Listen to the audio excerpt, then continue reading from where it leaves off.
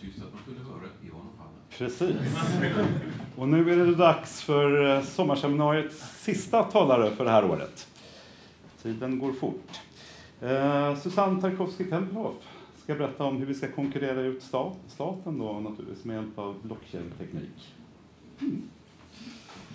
Tack ska du ha, Matsen.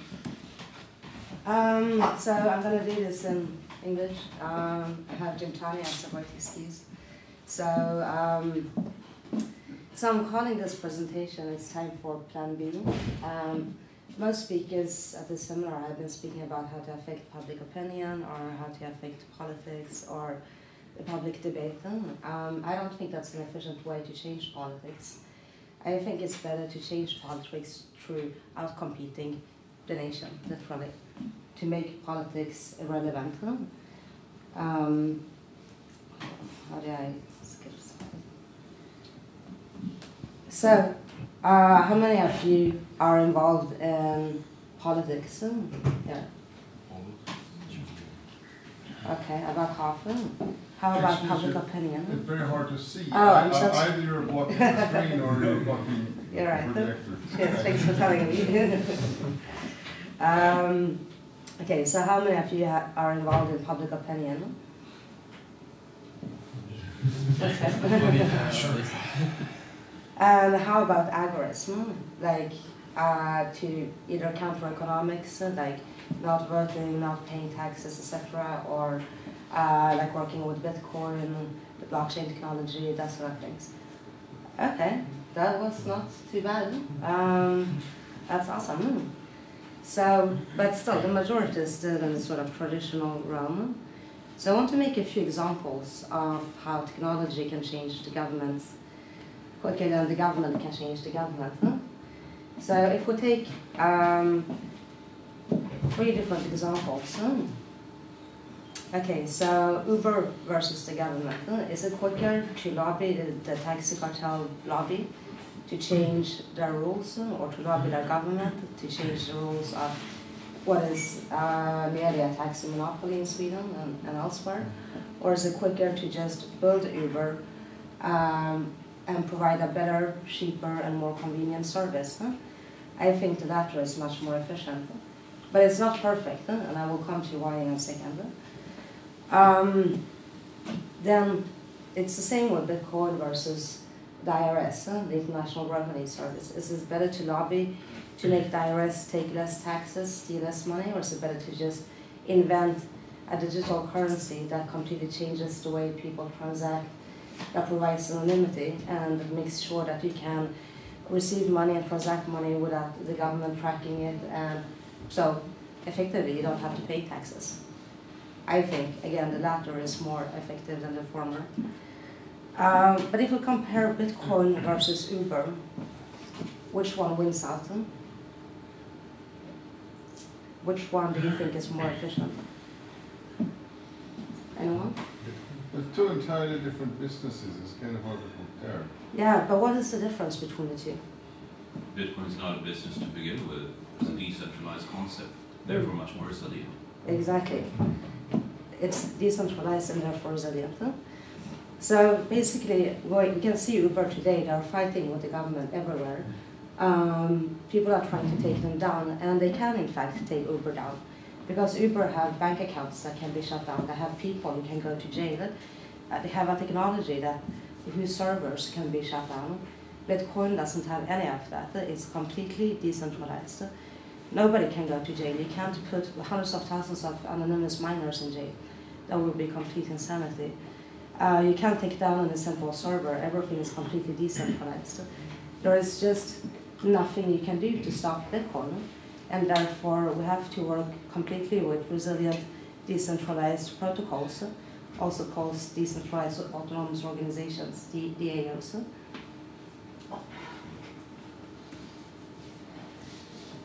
So about a year ago, I was asking myself, how can we do this in the most efficient way? What is the biggest problem in the world? Well, I'm an anarchist, so naturally I think it's the government. And how do we replace the government effectively? So as I said, I don't believe in working from the inside. or public opinion, and I certainly do not believe in democracy. I think democracy is actually horrible because it gives the illusion of fairness, which is even worse. So anyways, I decided to start Bitnation. So Bitnation is a DAO that lives solely on the blockchain. There's no bank account, there's no central point of failure. It's decentralized technology-wise, just like Bitcoin is built on the blockchain technology, but it's a decentralized public ledger. And the idea behind it is to basically replace all the services the government does, including the aggregation of government services, into easy-to-use packages for a fraction of the cost and the time it takes to use them. Like, for instance, how long does it take to incorporate a company in Sweden? Anyone? 3 days, 4 days. And how much does it cost? 50,000. 50,000, which is capital. Yeah. Huh? The cost is 1,100 and you couldn't get it over day. Right. Okay, but är det inte 50,000 i... Det är snarare kost. Ja, jo, man kan ta upp tillbaka dem som You need to have 50,000 to start. Yeah. Right. That's what Okay, so if you compare that to what we can do on the blockchain, it takes about 30 minutes to create crypto equity, to define the shareholder relationships, etc., and to effectively create a DAO. And it costs about less than $2, about $1.50 at the current rate. That is quite a difference, even for a relatively efficient country like Sweden, right? I think that is impressive, and that can be said for basically anything. Like getting married, how long does it take to get married in Sweden? To fill in the paperwork, to do all of those things? 3 weeks. Yeah, 3 weeks, boom. On a blockchain, 3 minutes. Not including procurement of a spouse.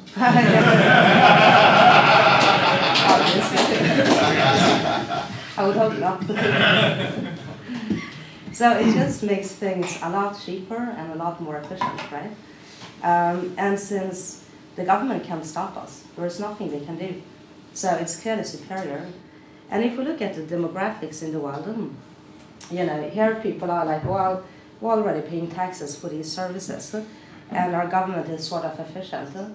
But that's not true everywhere in the world, right? There is a geographical apartheid where some people, just by the virtue of having been born randomly in the wrong location, don't have access to any governance services, or they are forced to have too much governance services, like North Korea, and they can't move, right? I mean, to judge people on where they were randomly born, it's not better than judging people on the color of their skin or their sexual preferences or anything else. It's exactly the same thing. And if we look at the demographics, 80% of the world lives in emerging markets or frontier markets, developing markets. There are 2 billion people, adult people, who are unbanked, and it's the quickest growing demographic in the world because that's where most people are born, basically. And the gray economy is a $10 trillion economy in the world. If it was a country, it would be the second biggest country in the world. So we're talking about a lot of people who actually need these services. So let me give you a couple of examples. Would you please Ser vi inte Sorry. please remove the pop-up? Right. Just click that one there below it. Yes. Oh, sorry. Yeah, I don't really know how to operate this computer. If the owner could come here and like, this computer is a mystery to me.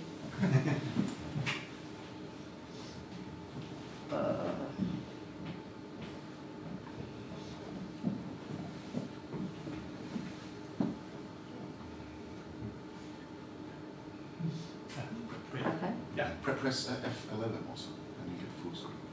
Alright. For a second. And I'm supposed to talk about technology, and I'm like.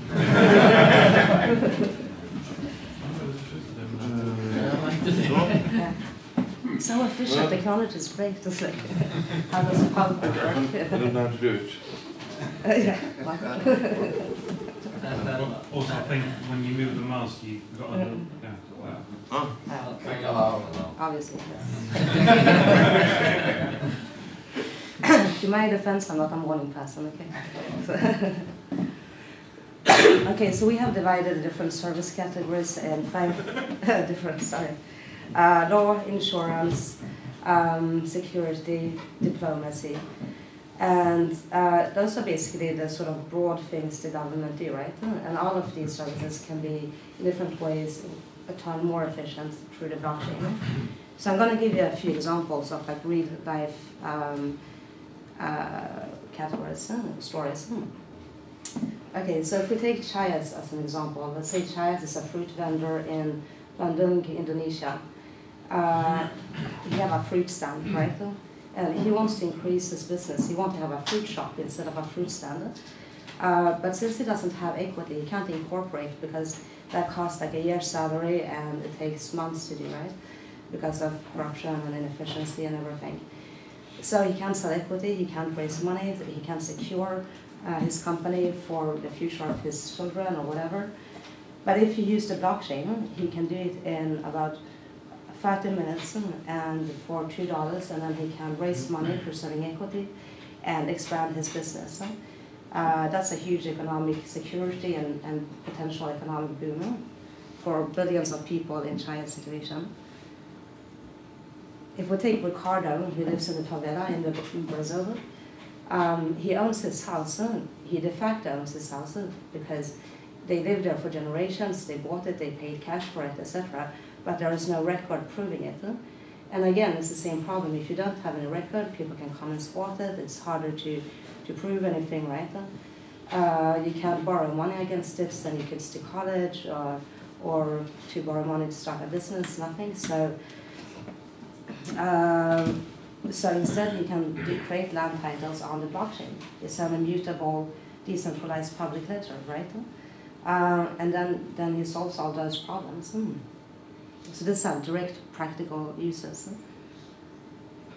Example 3, Johan is a guy in Sweden who has sort of ups and downs. He's a creative artist who doesn't always make money, but he dislikes the government and don't want social security. He doesn't want to take any money from the government, right?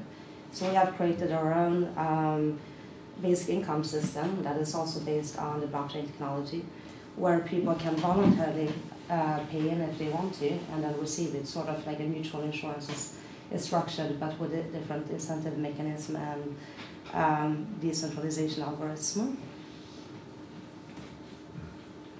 Okay, Iman and Mohammed lives in Iran and they are gay, and they go to jail in Iran if they are gay, basically. So getting married is not really an option they can do in the government legally.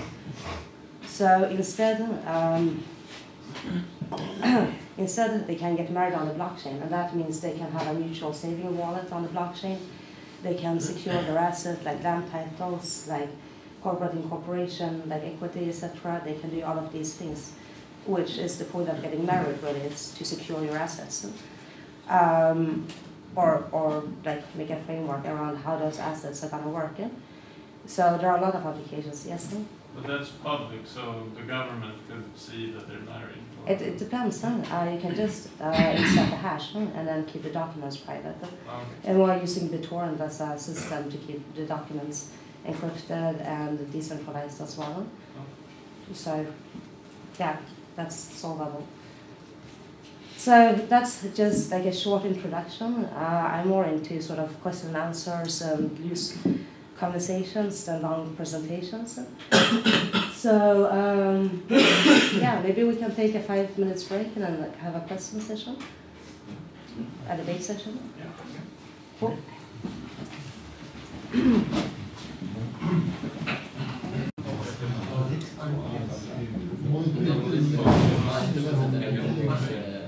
All right.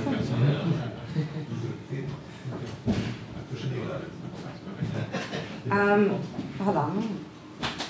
Okay, just give me a moment to sort of sum things up a bit. So basically, the way I see the future is that we are going towards a post-nation state world whether we want it or not, because the forces of globalization, like cheap transportation, communication, internet, etc., is too powerful. We're already moving in that, in the sense that there are the formation of UN, there's all of those things, which I think is basically the most horrible way the future could possibly turn out. It's a one-fit-all world government style ruling body. And that's why I started Bitnation, basically to counter UN. So it would be like a sort of crypto-UN, right? Providing government services, out-competing the old bureaucratic models. And that's open source, so that everybody can fork it and create their own. So instead of having one centralized body, there can be millions of competing decentralized bodies. And everybody can start their own, right? And that's the whole point of it.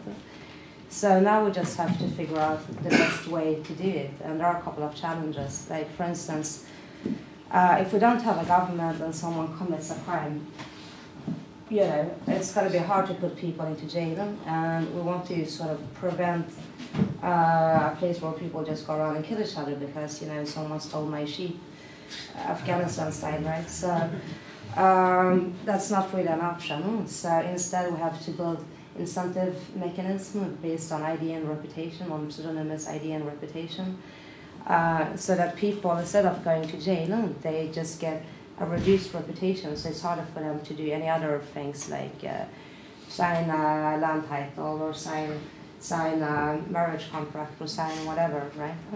So it will form a completely different type of society, and we're already seeing that happening with, let's say, eBay, for instance, or hotels.com.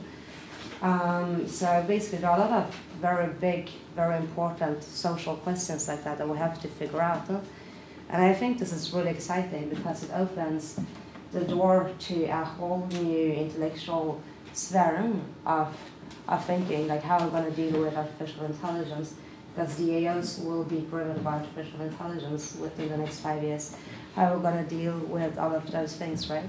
So I just want to make you think a bit in that mindset rather than debating like sort of here and now semantics, rather think sort of broad strategic questions. So yeah, I just want to put that at some time. Okay, that's the question, Paul. Okay, let's start with you. You have the most colorful chart. Yes, about transparency and reputation, one of the most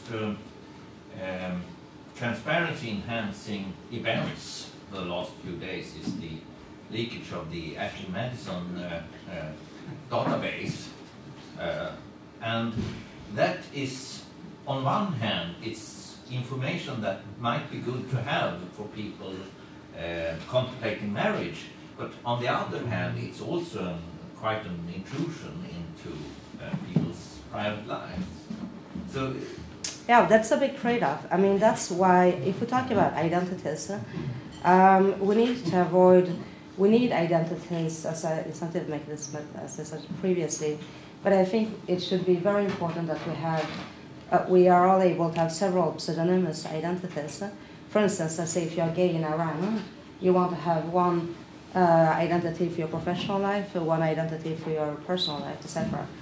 So that's the best way I see being able to counter it, and plus, I mean, all the obvious stuff like increasing security through encryption, etc. But yeah, I don't really have a better solution for it yet. It's a very big, very important question. Right? But then, if you have anonymous identities and pseudonymous. Okay, pseudonymous. Yes, there's a difference between an anonymous identity. Well, you can't have an anonymous identity per default. A pseudonymous is that. For instance, on chats, I call myself XSTT, right? Yes. That's a pseudonymous identity. People know who I am, but they don't know. Pseudonymous identity. How will, if you commit a crime, how will that, if you just create a new identity? It won't, but then you have to build that identity from the ground up. So if someone wants to sign a business deal with you, they will see, okay, this identity was created yesterday. There is a 0 approval rating for it. There is no, the guy doesn't have any record of anything, of any land, of any Well, you know, I mean, it won't look, so you have an incentive to like maintain and foster one, or let's say maximum two good identities that you can build up to be useful. Yes. Is Bitnation a profit-seeking company, or is it like a charity, or? It's a decentralized autonomous organization, so it's not a company, because a company is a central point of failure if it's incorporated in any nation state, right? But it's a profit-making deal, or it's intending to be. I wish it was already. Believe me. It's the goal. It's the goal, yeah. So basically, we're just doing a small markup on things that already cost money. Like, I don't know how much you guys know about the blockchain technology, but basically, it's based on miners, meaning people who are solving algorithms on a computer, which creates blocks of bitcoins, that creates a chain, and that's what's called blockchain.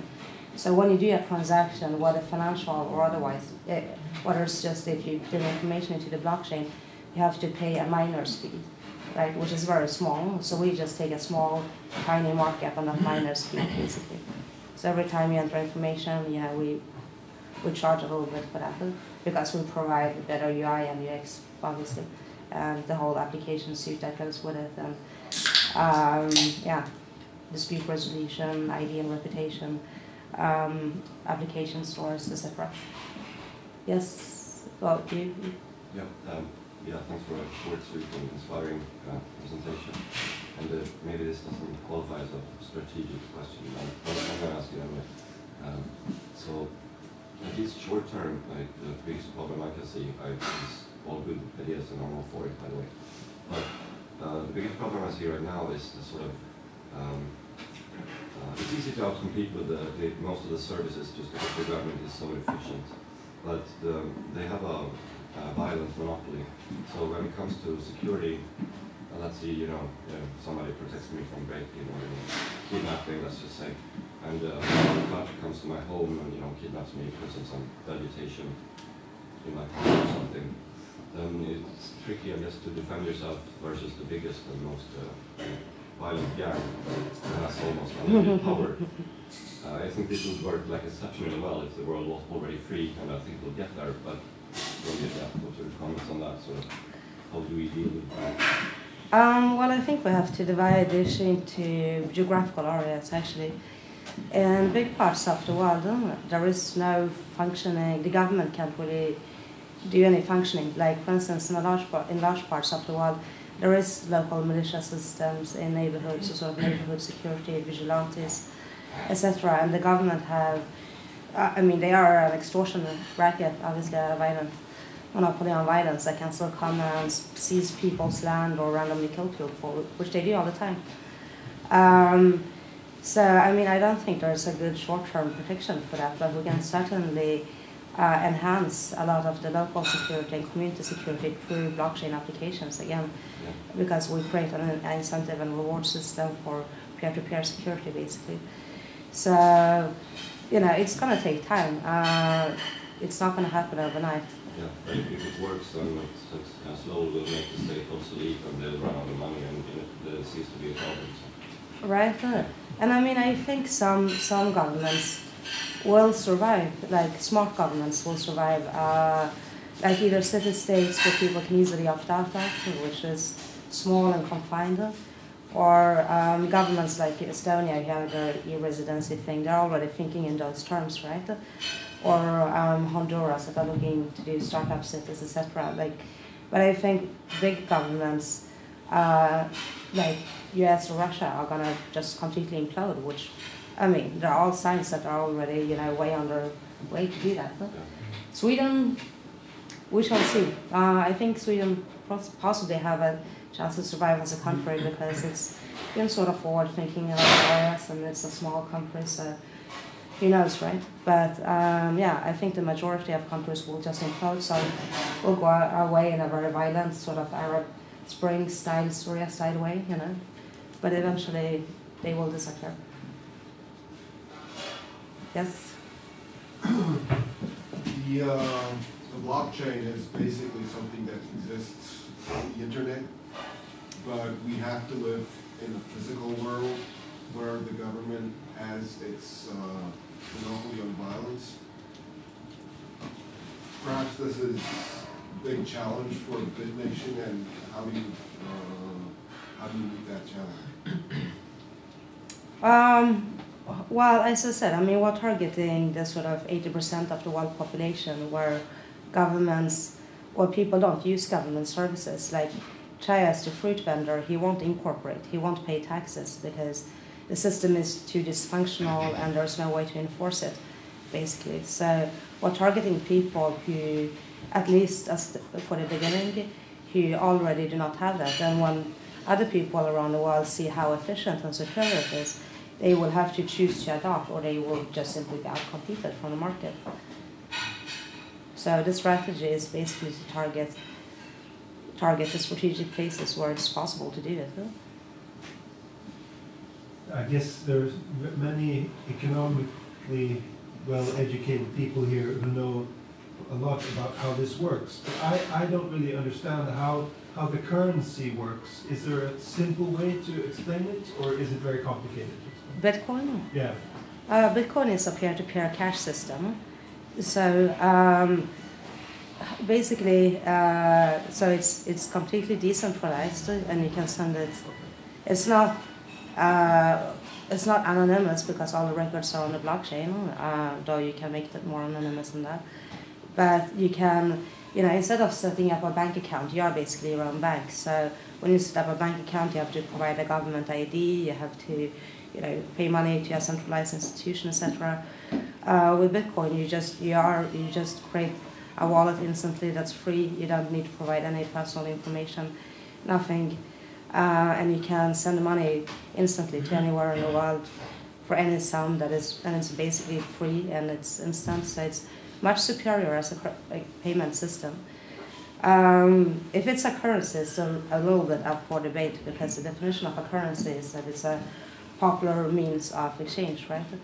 And it's still not that popular, to be fair, I mean, I think that because everybody I know is in Bitcoin, so it's very popular in my circles, but it's not, it's a relatively small percentage of the world who uses it, so but it's a payment network, so like, if I want to look at it like PayPal. Make a transition towards Bitcoin, I have to start a business making money, or how should I do the transition? You don't have to. I mean, you can just, if you go on, for instance, there are several exchanges in Sweden like Safari or BTCX.se or localbitcoins.com.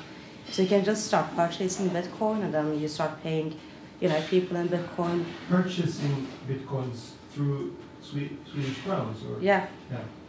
And then, you can't pay everything in Bitcoin yet. But more and more shops and restaurants accept it. You can get a Bitcoin Visa card, so you can withdraw fiat in an ATM machine. And you can, pay in restaurants and stuff. Right. We are going to sell Visa cards. Where do I go if I want to open a Bitcoin account and have a Bitcoin Visa account? What do I do? Where do I go? You can. I mean, there are bazillions of wallet providers. The easiest, let's say the easiest and quickest one, I would say, is blockchain.info. You don't have to provide, it's relatively secure, it's basically... Blockchain.info? Yeah, blockchaininfo.com, sorry. I use it. Yeah, I mean, it basically takes 30 seconds to set it up. It costs nothing, you don't need to provide any details. However, that's a hot wallet, meaning that it's online, so it can be hacked. It's unlikely, but it can be hacked. So, like if you have any significant amount of Bitcoin, I would store them on a cold wallet, which is an offline device. Isn't there hardware also for that? Like you can buy, I don't know. Pressor, yeah. But it's the most safe way is through cold storage. Yeah, absolutely. Yeah, I mean, if you're running it as a business, you need cold storage for sure.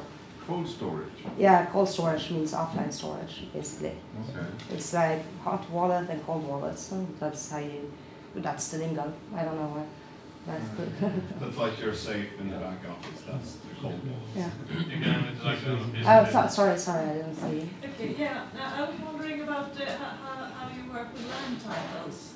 Because, I mean, one of the traditional way of land titles is like you have you have when it works in a functioning nation state, it is that, I mean, the state kind of protects your right against other people in the area, so you can use it and you can exclude other people from it. But how in a decentralized system you work with land titles, especially if you don't have a functioning state in the area? Right, so that's why we come back so much to the whole ID and reputation thing. So basically, we've been experimenting with land titles actually. So, okay, let's say this is my land, this is your land, and this is your land, this is your land, right? So for my land to be valid, so when I put up the record on a blockchain, and I say, okay, this is my land, I need the approval from everyone who owns land bordering to my land. So let's say if I'm in a turn off the sound from this one. Sorry.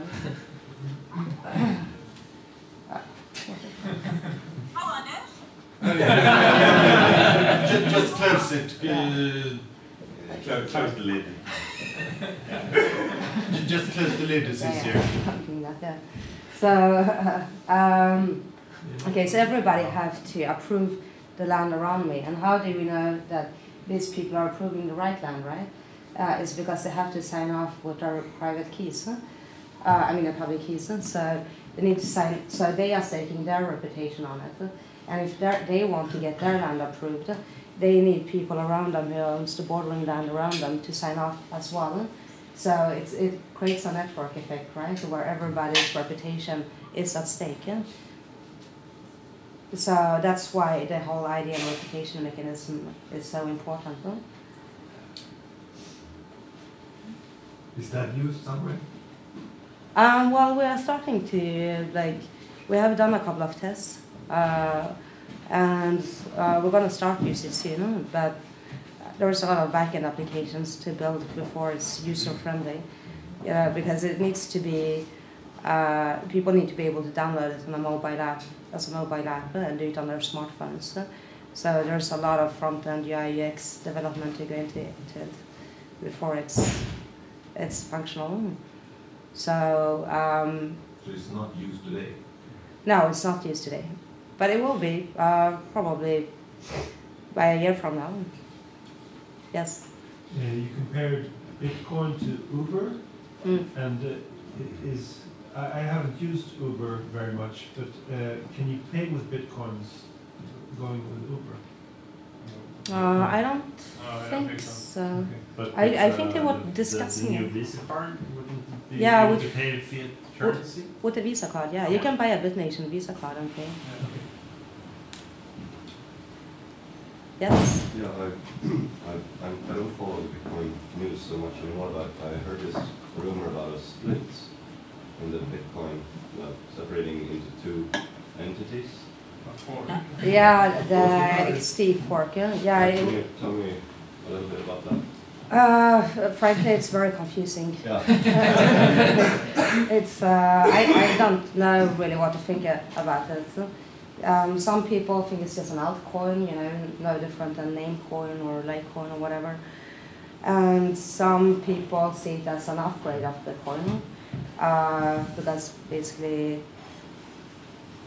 Sorry, okay. I think the most important thing to remember here is that as Bitcoin, it is not affecting the users of Bitcoin. It's more or less about the mining part of Bitcoin. So if you've got Bitcoins, it's not going to be two different Bitcoin systems. If you have ordinary. Well, It's not that much, yeah. So there's well, maybe it's a little too complicated for this. Basically, unless you're a Bitcoin hacker, ignore it. Yeah. Yeah, and it's only going to be adopted if there's consensus in the system, right? If everybody agrees to switch over. So it's still up to debate if that's going to happen or not. I don't know. I think it was quite unprofessional, actually. They should have had a debate about it and get community into it before doing it, but they just sort of did it. So it weirded everyone out, me included. Yeah. What about technical efficiency? Will there be a need to improve the technical efficiency of the system if, like Greece, were to leave the euro and enter the Bitcoin and use Bitcoin instead, would that be feasible? Well, I've been having a lot of those debates, like people, I've been approached by governments, yeah, like, I really like this blockchain, can you advise us how to use it, right, to be more transparent and efficient and whatsoever. And a lot of people, actually even anarchists in the Bitcoin world, which doesn't cease to confuse me, also think that that's a great idea to send it to sell it to the government as a way to improve themselves. I think that's a horrible idea. I think the last thing we should do is to improve governments. We should just let them be as bad as possible and let them implode. You know? I don't want to improve any government anywhere in the world. You know, we should replace them, you know, not improve them, not keep a dying dinosaur alive, you know, it's immoral. So, yeah, it could be technically, and since it's open source code, we can't do anything about it if we choose to adopt it, but I would never push for it. No, but what happens, what would happen? You said that nobody pays taxes today. They wouldn't certainly pay the taxes if they went on Bitcoin. So, yeah, but it's different from individuals adapting it to like a government enforcing it, right? Or saying that this is the official monetary system, right? Or collect taxes, could they? Huh? They couldn't collect taxes in Greece. Well, if they all were on Bitcoin. It would be much harder, yeah. You can still track people on the blockchain, but it's easier to be anonymous and it's easier to obfuscate your transactions. But as long as the physical people are in the physical country, I mean, the government can do pretty much with them. You can still put a gun to someone's head and steal their cold wallet. Yeah, but it can only do so for so long. You know, we've seen bloody revolutions, the Arab Spring, for instance. You know, government, if they don't have popular approval, whether they are democratic or dictatorships, it won't survive in the long run if there are better examples out there and people are fed up and are not using it day to day. If they're just literally seen as a mafia with no function, then they just, yeah. I think you said that you target roughly 80% of the world with weak or non-existing governments. What kind of time frame are we talking about? 2 weeks, 100 years? Well, we are now in an early alpha stage, so hopefully, but I hate to give dev timelines because they are never right. We will be in a sort of mature beta stage in the next 6 months. So then we're going to start to go hardcore on the market. It's going to take, I mean, we're piggybacking on Bitcoin adoption, basically, like big remittance markets like Philippines and Mexico and Turkey, other people with digital payment systems like Kenya, Ghana, etc. So we have a few key markets. So hopefully, and we built up like an ambassador network in all those key markets with sort of Bitcoin savvy entrepreneurs. You can engage their local communities. You know, totally sort of grassroots, bottom-up type movement. So, you know, I'm hoping it's going to take off pretty quickly. I'm a bit of a time optimist, as you can see this morning, but I still have like high hopes that it will be like a significant thing within the next 5 years. I think 5 years is a sort of realistic time frame for significant market adoption and ease of use. How many people are working on this project? Oh, it's been several hundreds. But I mean, not working as in full-time working. Yeah. So far, we've been running mostly on volunteers. So it's been, you know, a lot of people sort of do something here and then they rotate out and then they come back 3 months later and do another little thing, you know.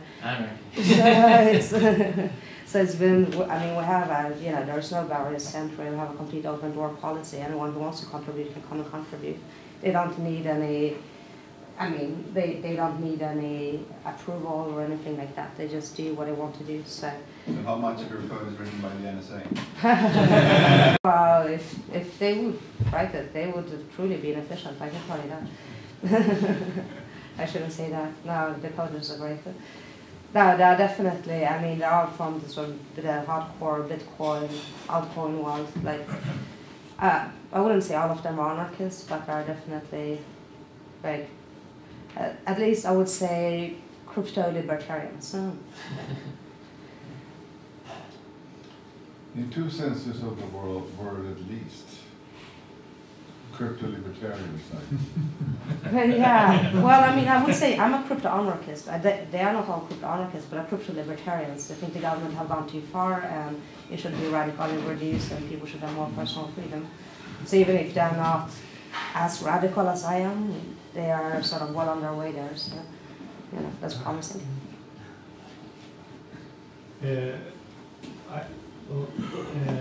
Is there, there's a possibility that Bitcoin will be very successful and that it will be profitable, will it be any power concentration in this system? Or is the idea that if it's very successful and it's in some way concentrating some power, then some other currency could compete if this currency, yeah. if people think that this currency is some way imposing something on them, then they could create another currency, or how does it work? Absolutely. I mean, that's why Bitcoin is open source code, and that's why it's essential to have open source code, so people can fork it and create their own version if they're not happy with that version, right? Yeah. So there are already, like, I don't know, tens of thousands of competing cryptocurrencies. You know, you can create your own cryptocurrency in like 5 minutes, basically, if you want to. If you think you have like a good market idea. I mean, really, it's, there's Dogecoin, Litecoin, whatever. But you know. If there are tens of thousands, how will there should be some? Are they in between exchangeable? Yeah, they are. Right now, there's a great service called Shapeshift. There's plenty of exchanges. There's one that started recently that's particularly good, Shapeshift.io, which I recommend, which you can just anonymously switch directly without even opening an account or anything. So, yeah, it's very fungible. What's the second biggest cryptocurrency right now? In terms of, I don't know in terms of market cap. It may be Litecoin, I'm not sure, which was basically the first copy of Bitcoin, the first fork. It may be Ethereum just got released now, and I suspect it's a different sort of blockchain that is Turing complete, so it's easier to program on it. So I would suspect that they are gonna probably be the number 2 because they have so much hype and other sort of more software-friendly aspects of them. Isn't there like some currency called Darkcoin or something that is even more, what do you say, private or even more... yeah, they recently rebranded to Dash, actually. They used to be called Darkcoin. Yeah, there are a couple of them. How do you see... X-Currency, Dash. I think they're going to take off exponentially within the next, decade because Bitcoin isn't anonymous enough, actually. Yeah. So we need to make it. But there are other things too you can do. You can use mixers. There are like wallets, wallets, privates, etc. So it's not the only way to do it. But I definitely support like Dash, and X-Currency is another one. And yeah. That is very needed.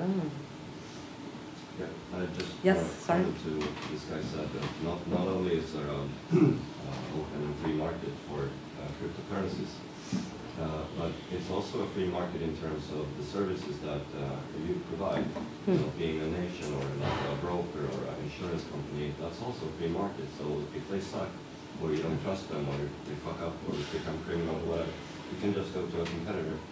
And that's going to create incentives to, provide a good service. But right. I lose all my money that I have when I go to the competitor. Well, it's like a stock market. You shouldn't invest all in one basket. Let me just another point I want to make is that, basically, if you ask well, could I do this, or will there be a service such as this? Basically, you could ask yourself, well, would I like that, or would there be a market for that? And then the answer is like, yeah, the market will provide that. Well, and I mean, if you compare it to the nation state, the problem with the nation state is that it's a global oligopoly. I mean, the only way to opt out, if you're not happy with the government, you can't opt out of the oligopoly, right? The only way would be to move to Antarctica. And even Antarctica, I'm sure, will soon be under the oligopoly of some governments. So, you know, the private market, that's the point, right? Exactly like you said, the competition. If you're not happy, if I'm not happy with my Sony, I change to Apple or I change to Samsung or whatever. Right. It takes me 1 second to make that decision. I don't have to wait for 4 years to vote for someone or for example, whatever, which will only change the top layer anyway. If you wanted to like withdraw your money and go to a competitor and she would say, no, we don't allow that, you know, Yeah. you would instantly go bankrupt. Right, Because exactly. nobody would use it. Yeah, nobody, it's They never do unethical. that. Yeah, or if you say it's not open source code, or if you say like it's not, you can't do that. That's the trust mechanism, you know, that will have to keep that free market. Jag skickade blogginlägg till den som står på svenska, introduktion till Bitcoin. Ja, nej, men jag ber om ursäkt om jag ställer för basic. Nej. Basic questions here. No, that's good. That's To be repeated frequently. So yeah, and that's the point with Bitnation too. That people, if they're not happy with Bitnation, they can just instantly fork the code to create their own, or they can create, you know, just code a new one. We are setting a precedent because I want to see a world of like millions of competing government services providers, right, and not have the fucking oligopoly anymore. So that's it. That's the whole point of it. It sounds utopian, but it's actually very real. I mean, it's happening. The alpha is out. Everybody can create their own government. Yeah. Well, I am my government. Yeah. Exactly. We should have like 7 billion governments. Yeah. So yeah, any other questions?